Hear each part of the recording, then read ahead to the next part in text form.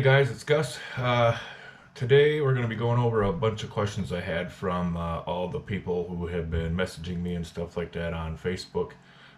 First thing I'd like to say is thank you to every one who subscribed and all my recent views. They've really shot up and I'm kind of surprised, honestly. And I really appreciate it.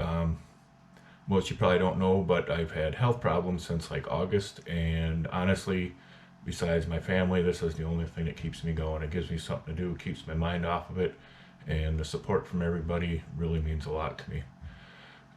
So the questions I've had are, what things should you check? What things have I found are bad? How fast does it go? For the people who want to know how fast it goes, I have a speed meter coming today, and I'm hoping to get the speed run done probably tomorrow, because usually it doesn't show up until it's dark out or close to dark. So we're looking at doing that tomorrow, and then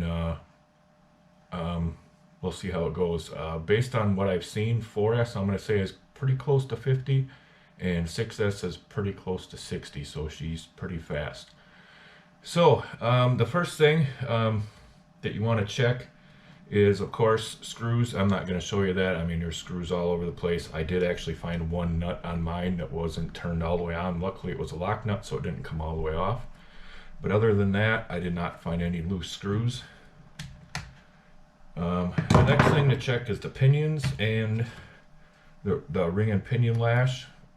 And the easiest way to do that is because you want to check your servo saver, because mine was cranked all the way tight, and because of that I actually broke part of the steering. I was able to fix it temporarily until I can get a new part, but I should have checked, because when you set your servo saver, you should be able to hold it like this and actually not have the servo turn. Like that here. You hold the servo and you can actually move it. What I did is I cranked mine all the way up to the top until it hit the thing. The top piece here on there's a little bracket that holds the turnbuckles in there, or bell cranks, excuse me. And then I just backed her off about a half a turn so it wasn't binding. And then you can actually hold the servo, and you actually got the servo saver working. That was the most important thing, because I feel kind of dumb that I didn't do it, because usually I check that kind of stuff, but lately a lot of the newer RCs, they actually don't even have adjustable servo savers, so I kind of forgot about it. The other thing is to check your pinion gears. Mine were really good. You just stick your finger in here, grab a hold of the pinion, and then wiggle your ring gear here. And I don't know if you can hear that or not, but there's just a little tick. You don't want it too tight, and you don't want a lot of play in there. You just want just a little bit, just like when you're setting a pinion gear. One thing, if you do need to tear it apart, these things are really easy to work on. In the back, you only need to pull out, this is the back skid, there's be 2 screws here, and then 2 screws right here that hold this on, and the entire diff cover comes off, and then you can pop the diff out. It's like one of the easiest diffs I've worked on. I think the only one I've worked on, it was that easy, was probably an X-Max, I think, is a similar setup. It's not the same, but just as easy. And then the front, you have these 4 screws here, and then again the 2 screws on the diff, and then the whole bumper and everything comes off, and you pop your diff right out. The next thing you want to check is the pinion gear on the motor. Mine did come loose. All you got to do is, there's 1 screw right here on the pinion cover. You pop that out of there, and then as you can see, your pinion is right in there. And what happened was, mine, it looks like either they don't put Loctite on these or they forgot, but there wasn't any Loctite in there, and that actually did come loose on me. So that's one thing to check. I would probably pop this apart, pull it out, put some Loctite in there. Don't overdo it. And if you're worried about it sticking, what you do is, if you do need to take it apart, you just take a soldering iron and you can just stick it down in the hole in there and let it sit for a bit, and then it gets hot enough, and then you just stick your screwdriver in there and it'll come right out. And that way, if you do that before you try to take it out, then you won't have to worry about the threads getting stripped, or the hex getting stripped inside of there. The other thing I did break was, just like RC Driver, I don't know if I can get this in there, you can see that, but right here I did break one of these bumper bars off, and it broke off right before the elbow.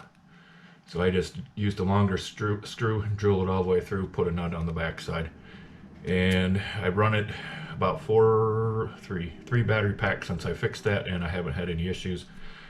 The reason this broke, and I'm surprised nothing else broke, is I hit the house at least 35-40 miles an hour, and that was all I broke, and that surprised the heck out of me, because a lot of them you do that and your bulkhead is junk, but this thing, it held up. So that is about the only thing I can think of as far as things to check and things to adjust. You know, main thing is your screws. Go through and check all the screws. The easiest way to kind of check everything is do like I did, just pull these covers off. Then you can get at your diff gears and everything all at the same time. And then you just pop it back on and you're good to go. The other questions I've had is, what batteries am I running?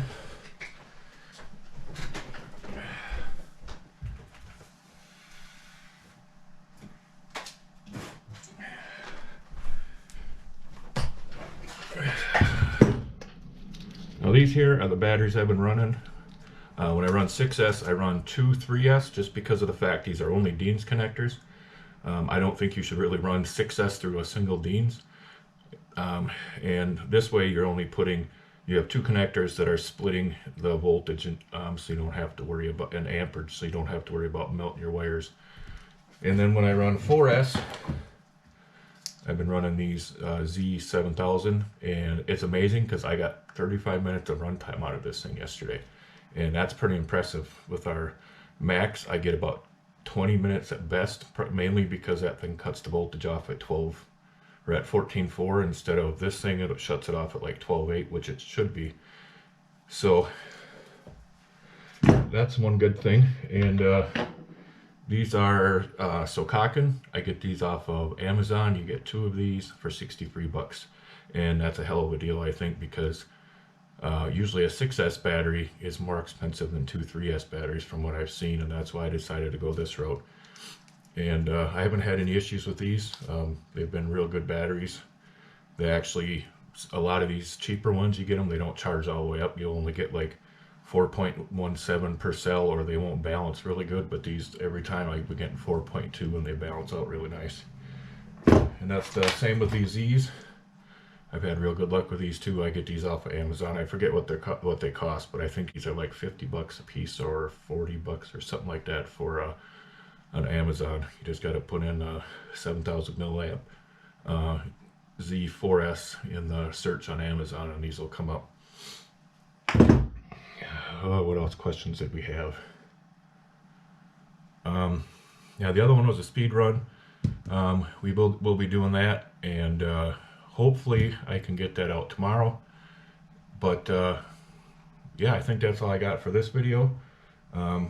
Just like every RC, that's one of these things you should do. You should always go through it. Like usually I'll do one test run, and then I come in the house, I tear the whole thing apart. And honestly, I'm embarrassed that I didn't check my servo saver, and that's my fault, because for how beefy that tie bar is in there, if I would have had the servo saver set right, it wouldn't have broke. Because I just, for my temporary fix, I just took a small piece of 16th inch aluminum and stuck it and traced it out so it was on there, and then I stuck that on, and that's all it's been using. And I hit the house and I didn't bend it, so if that is holding up with a servo saver right, I mean, you're not going to break the stock part once you have the servo saver adjusted right. I haven't heard anybody else say anything about the servo saver, so maybe it's just me, but it's definitely a good thing to check. And I'll give you a little close-up because I had several people ask for directions on how to actually do it. But this here, you don't have to have the cover off to adjust it, but you just back it off counterclockwise till it hits the top of here, and then turn it back about a half a turn so there's no bind, because if you just crank it all the way up, it'll bind against that brace up there. And then it worked real good after that.